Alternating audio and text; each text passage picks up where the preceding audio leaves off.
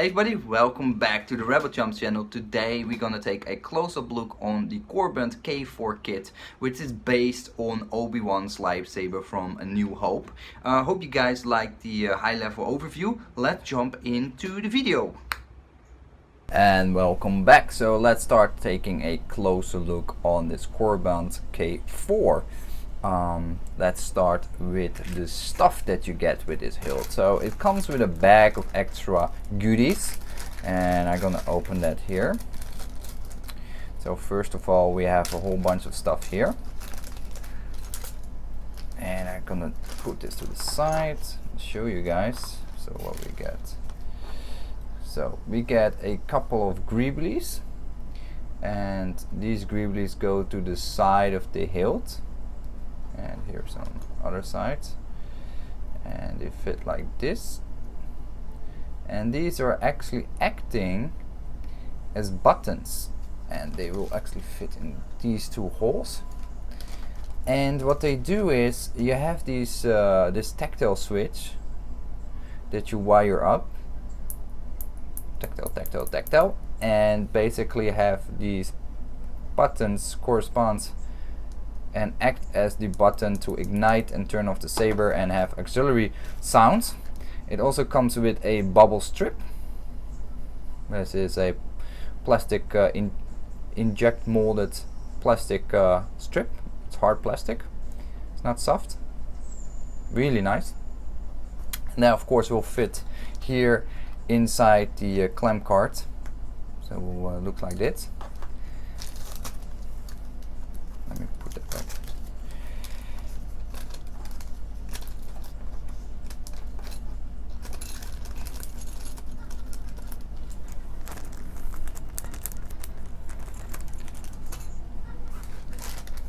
This set also comes with this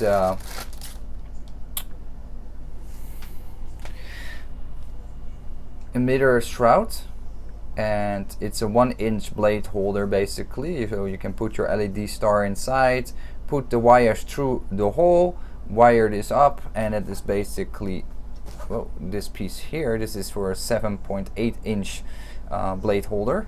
As you can see, this is quite a bunch bigger, and that is if you desire to have your saber set up for 1-inch dueling blades, because in general 1-inch blades shine through more light than a 7 and 8 inch. I'm gonna stick with the 7 and 8 inch that's now currently installed, for the reason that when you install the LED star here, there's a lot of space from side to side, and that is not so much an effect on the LED star, because you use like an adhesive sticker on the bottom that sticks the LED unit or the LED against the bottom of the blade holder, but the lens itself is free floating on top of the LED. You can glue it in, but there's still space from side to side, which is far from ideal. So in this case I just leave it as a 7-8 inch setup, and of course there might be specific ways to actually fix that, but you guys let me know in the comments. So we're gonna take a closer look on the hilt itself. Let's start with the emitter section. So here we go, nice close-up of the emitter, nice holes all around here. This piece here is actually a separate piece, so let me unscrew that for a moment. Can I do that? So you unscrew it downwards. Here we go, so this one goes down, and then you have the 7 and 8 inch blade holder. So I'm gonna unscrew it. Well, I'm doing that very careful, of course. A lot of threads, so that's really nice. So let's take a look first. So we have the 7 and 8 inch blade holder, as you can see. It's very easy to swap out for a 1-inch blade holder. It's just a matter of screwing in or screwing out. This is the outer shroud. Now with this one you have threads here, as you can see. Let me show that to you guys. Zoom. Yep, so we have threads here. Some people like to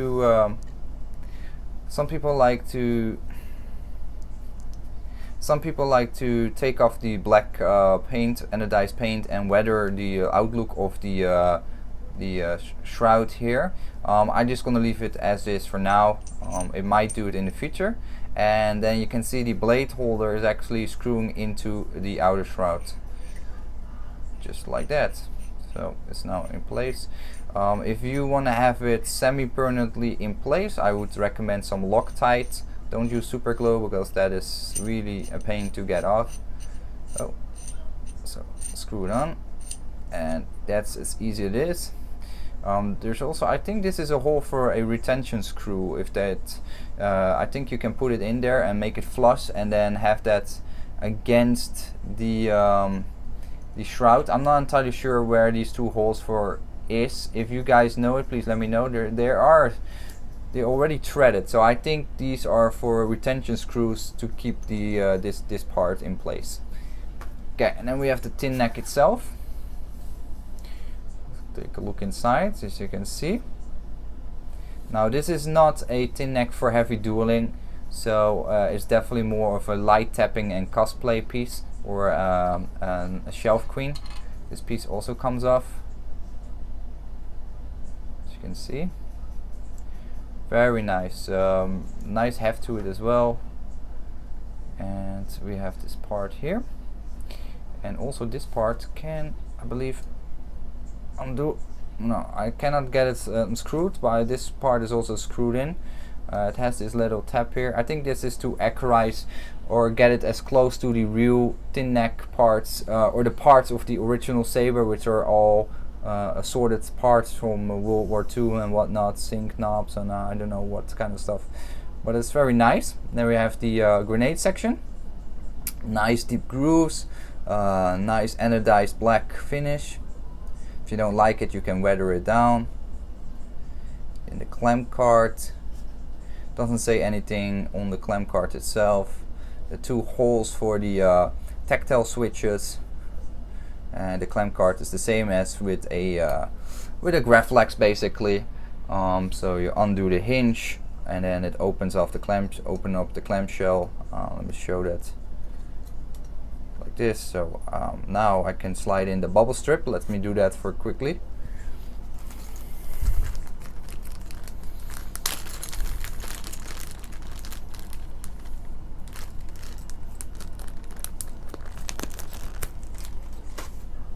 Okay, so we got the bubble strip here. We just slide it in there. So, and we just close it down.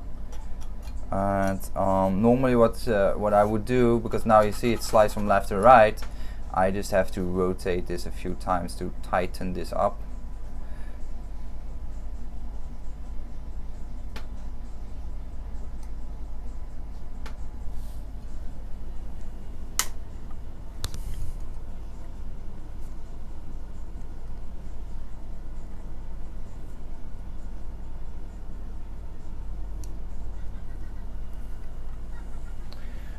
But yeah, this is how it would like with the bubble strip on it. I'm gonna fix that later.